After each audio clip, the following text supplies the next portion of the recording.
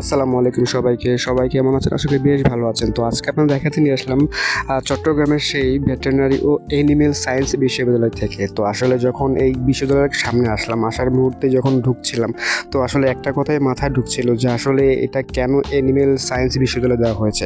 তার কারণ হয়েছে যখন ঢোকার মুহূর্তে ঢুকলাম, তারপরে গিয়ে দেখি যে আসলে বাংলাদেশে একমাত্র বিশ্ববিদ্যালয় এটা যেখানে নিয়ে প্রাণী নিয়ে গিয়ে গবেষণা করা হয়। আর এইটাই কিন্তু সেই প্রাণী গবেষণা কেন্দ্র ইনস্টিটিউট বা বিশ্ববিদ্যালয় বলতে পারেন। তো চেষ্টা করলাম যে আজকে আপনাদের পুরো ঘুরিয়ে ক্যাম্পাসটা দেখাবো।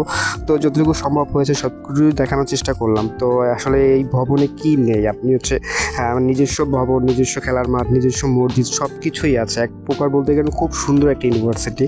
তো চেষ্টা করলাম আজকে আপনাদের দেখানোর, পুরো ঘুরিয়ে দেখাবো। তো বাহির থেকে দেখানোর পরের মুহূর্তে যখন ভিতরে ঢুকলাম, তো ঢোকার মুহূর্তে কিন্তু যে ভিতরের ক্যাম্পাসগুলো, ক্যান্টিনগুলো, খেলার মাঠ সব কিছু দেখালাম। একদম সিঁড়ি ভবন অসাধারণ লেগেছে আমার কাছে, বলতে গেলে একটা অসাধারণ বা অন্যরকম একটা ক্যাম্পাস। তো আসলে এখানকার যারা স্টুডেন্ট আছে তারা খুবই ভাগ্যবান, যারা এখানে চান্স পেয়ে পড়াশোনা করছেন। বাংলাদেশে একমাত্র একটা কলেজ যেটা গিয়ে প্রাণী নিয়ে গবেষণা করা হয়।